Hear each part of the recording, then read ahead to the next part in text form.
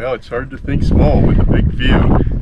So here we are above 4,600 feet, which is pretty high in the Adirondacks. There's only about 43 peaks that are over 4,000 feet. And we are on Whiteface Mountain. And we're heading up to the weather observatory. And it's a little cloudy this morning, but we can see a lot.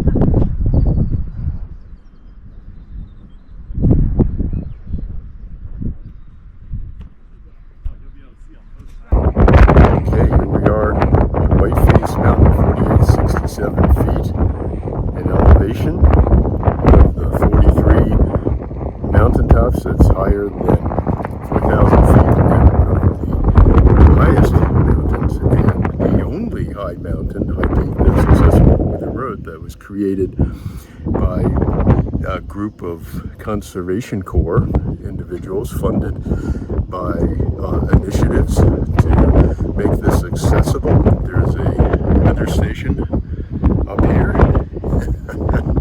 and it's around 10:30 11 a.m. in the morning, so it's a little bit cloudy up here this morning. The sun is starting to burn things off, and I think we'll get some good views in a little bit. Do a little turn behind us, and the Lake Placid is out there in the distance, and here is the rocky point that people can go out to, and this is a display, a panorama of the high peaks which are right beyond that sign in the distance.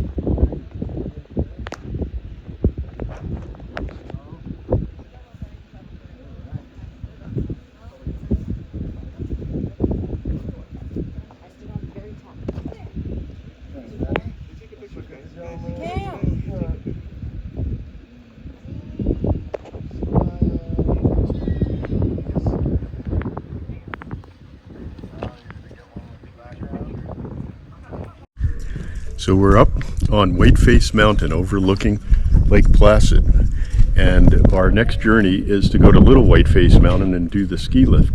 But one of the really fun things about Whiteface Mountain, the clouds come and go all through the day, but we got lucky and had a chance to see some of the high peaks.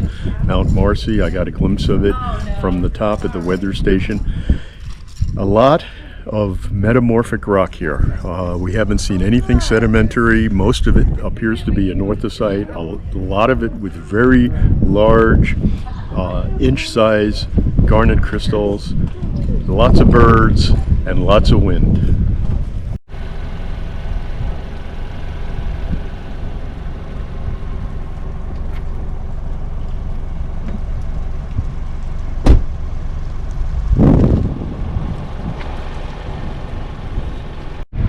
So here we are, 4,000 feet elevation, coming down the Memorial Highway from Whiteface Mountain, and to our south is Lake Placid. You can see the village and the Olympic Village to the south of us. It turned out to be a really clear day, and we're looking for an anorthosite.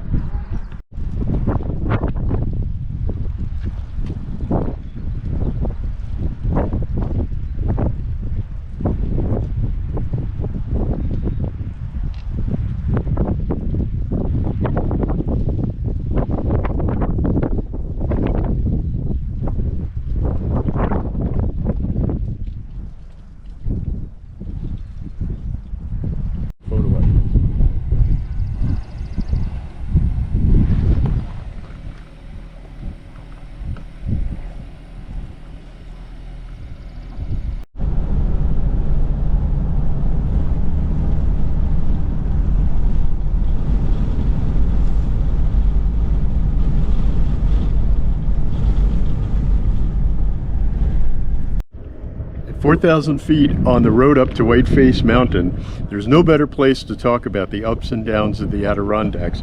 So behind us is an anorthosite, which is an amazing rock that is a melt from deep within the mantle, in the lower crust, but 30 kilometers down, 25 kilometers down, part of the Grenville orogeny. But today it's here at 4,000 feet above sea level, and guess what? It's rising. It's going up, and it's going up faster than erosion, than the denudation. So the Adirondacks, about 10-20 million years ago, these 1.3 billion year old rocks from really deep down in the crust are now way up high, and they're getting higher. So Charles is going in to the float here, looking for a suitable sample. These are 1.1 billion years old.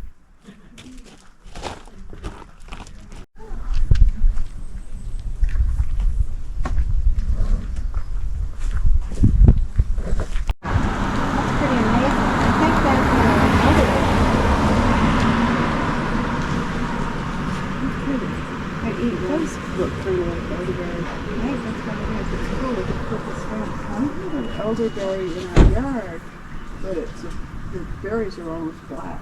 Yeah, there's more than one kind of elderberry. Yeah.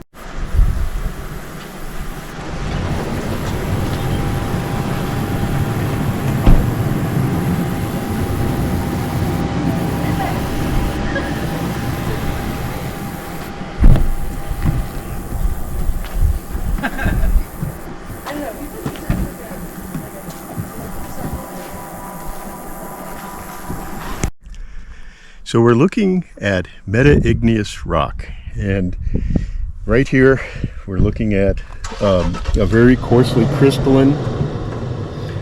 It looks like there's some very large dark phenocrysts. I can't tell for sure, but I'm guessing they might be amphibole, and the white things are, or the light gray, possibly plagioclase feldspar, which makes this a possibility that this could be an anorthosite. We also see garnets in here. So there's little red rounded things, not the long linear crystals. And some of the garnets really weather out. And then this has got a vein in here of dark material. So 1.1, 1.3 But it's billion. actually metamorphic, right? So this has been metamorphosed. Yeah. So it's more of a fold as well. So the correct thing is a meta-anorthosite. I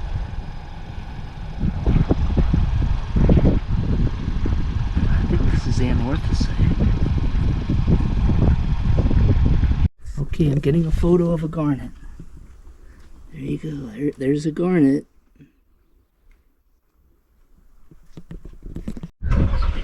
Here's some very good anorthosite.